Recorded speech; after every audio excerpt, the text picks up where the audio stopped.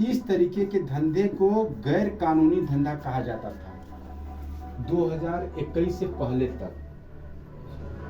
चैन किसी को जोड़ने वाला धंधा करते हैं तो वो भारत सरकार के कानून में था ही नहीं कहीं। 2010-11 के आसपास बहुत सारी कंपनियां, स्पीकेसिया सुने होंगे, किंग इंडिया सुने होंगे, राम सर्विस सुने होंगे, भारत सरकार के पास थानों में इतनी शिकायतें जाने लगी, सर हमारी ये कंपनी लेके भाग गई, हमारा इतना डूब गया सर, हमारा ये हो गया वो हो गया। जब सरकार सजग हुई तो बोली कि जितने भी चैन धंधे हैं, खराब सही नहीं मतलब भाई, जितने भी चैन धंधे हैं सबको बंद करो। तो यो तो चैन धंधा था ना। इसीलिए मैं बोल रहा हूँ ना कि सहारा कंपनी तो बहुत भारू थी। देखिए सहारा का अलग मैटर हो, वो बीमा वो पैसा है, बीमा वो अलग चीज है। बीमा कंपनी वो सारा साहब लेकर भाग ही गया सब। नहीं, वो कहाँ भाग गया? LIC कहाँ भाग गया वो? सारा बंद हो गया उसके पर। ठीक है बंद हो गया, सरकार के पास जैसे हम कहते आप सही रहबा, कोई फंसा देला तब वो महीना कचहरी दौड़ेंगे, तो क्या आप गलत हो गए? नहीं वो तो हाँ? तो है ही है बा। भाई उसमें क्या है, नेता है अथवा है, बहुत सारी चलती चीजें, सही होके भी लोग जेल काटते हैं, सही होके भी जेल काटते हैं। तो वो अपनी जगह क्या था उसमें हम नहीं पढ़ेंगे, हमें विशेष नहीं जानकारी है, लेकिन मैं आपको इस मुद्दे पे बात करना चाहता हूँ कि क्यों बंद हो गई RCM और क्यों खुल गई RCM, यो जानना है। अब जितने चैन सिस्टम थे सबको बंद किया गया। अब आप रेलवे में सफर कर रहे हैं, टिकट लिए हैं कि नहीं लिए हैं ये क्या पता है टीटी को? भीड़ बड़ी जनरल में भरी है, अब वो आया चेक करने और आपसे बोला टिकट, तो आप कहेंगे कि नहीं हम ले लिए साहब, हम ना दिखाई, तो क्या मान लेगा वो? नहीं मानेगा। आप लिए हैं तब वो मांगेगा टिकट, ये नहीं टिकट कटाए तब वो इनसे मांगेगा। तो अब आप टिकट दिखा दिए तो आप बरी हो गए, ये टिकट नहीं दिखा पाए इनको जुर्माना लगा। अब जब अभियान चला पूरे हिंदुस्तान में तो उनमें सही कौन है, यानी कौन लिया है कौन नहीं लिया, इससे क्या मतलब? आपको को आना पड़ेगा, हमारे यहाँ हाजिरी दीजिए, आपको को आना, यानी सबको कंपनी ने क्या किया? बंद कर दिया। इसके मालिक के ऊपर पेपर में आया, इस पे ताला लगा दिया गया, इसके ऊपर पेपर में सब आउट हुआ, बहुत सारी बातें।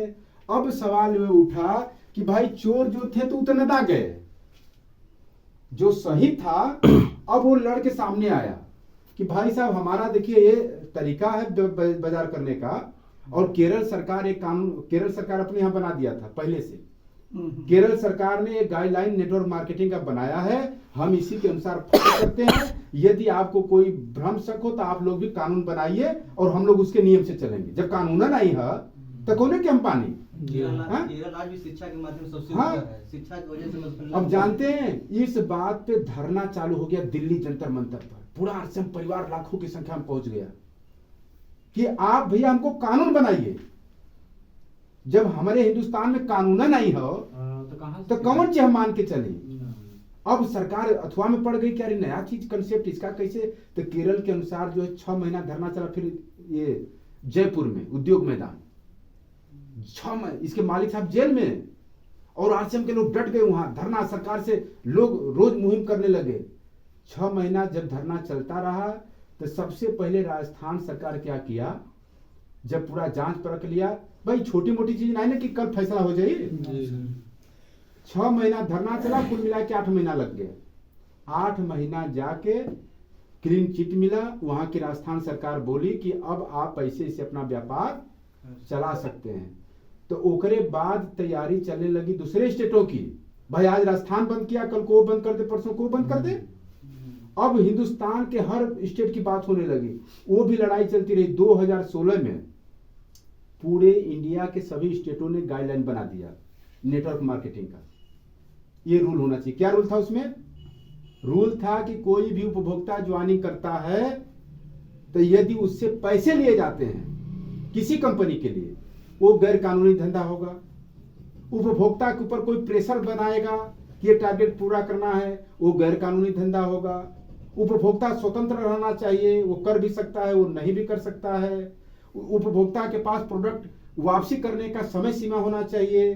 30 दिन का समय सीमा बनाया गया कि कोई उपभोक्ता सामान खरीद लेता है, उसको पसंद नहीं आता है या वो वापस करना चाहता है, 30 दिन के अंदर वापसी कर सके, उपभोक्ता के पक्ष में ये सब बनाए गए। अब इस नियम कानून के हिसाब से कंपनी हम लोग की पुनः चालू हो गई 2012 में। लेकिन पूरे हिंदुस्तान में बातें चलती रही कि भाई हर स्टेट से हो जाना चाहिए। 2016 तक हर स्टेट ने कानून यानी गाइडलाइन बना दिया। अब गाइडलाइन बना है, देखिए भाई कानून नहीं बना। गाइडलाइन है, ये कब बदल जाएगा कब क्या हो जाएगा फिक्स नहीं है। अब लड़ाई चलती रही कानून बनाने की, इंडस्ट्री का दर्जा दिलाने की। अब यह लड़ाई जारी रही कानून बनाने की, चल रहा है आरसीएम 2012 के बाद 13 से चालू हो गया, जनवरी से चालू। अब सवाल आ गया कानून, ताकि हमारा भविष्य, कोई बैंक छोड़ा है, कोई वकालत छोड़ा है, कोई वो छोड़ा है, भाई आज को है कल को, जैसे आपने पूछा अभी कि क्या गारंटी भाई एक बार हो गया अब भी हो जाएगा। अब हम लोग की लड़ाई कानून की हो गई। और साथियों खुशी की बात यह है कि नवंबर 2021 में भारत सरकार द्वारा लिखित कानून बन गया। आप आज इस पे देख लीजिएगा, महेश्वरी जो वीडियो में वही पत्र दिखा रहे हैं, नेटवर्किंग का रूल नियम कानून बन गया और लिखित कानून हो गया। इसको इंडस्ट्री की दर्जा मिल गई। एमबीए के क्लास में पढ़ाई चालू हो गई, सोलंकी यूनिवर्सिटी में चालू हो गया। इस बीएससी केजी में हम खुद क्लास लेने गए थे काशी विद्यापीठ के शाखा में, किताबों में पढ़ाया जाने लगा। और भारत सरकार कर रही है इस समय सबसे रोजगार का सबसे ज्यादा जरिया यदि कहीं नजर आता है तो वो है नेटवर्क मार्केटिंग।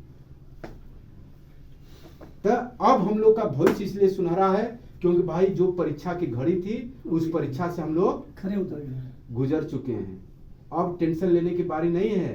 अब अपने बच्चों का परिवार सिक्योर है, पीढ़ी में ट्रांसफर होता है बिजनेस। अब कोई छोटी मोटी हस्ती नहीं। हम लोग के अपलाइन में सब लोग, कोई बैंक में था, कोई रेलवे में रिजाइन कर चुका है आज फुल टाइम। आप तो मिले होंगे डी कुमार जी से, देखेंगे नहीं? बबरी से लास्ट रिजाइनिंग हुई है यूनियन बैंक से। एसपी वर्मा यही